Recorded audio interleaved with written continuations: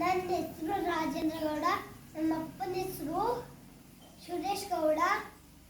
ನನ್ನ school name ಹೆಸರು Marimallappa school.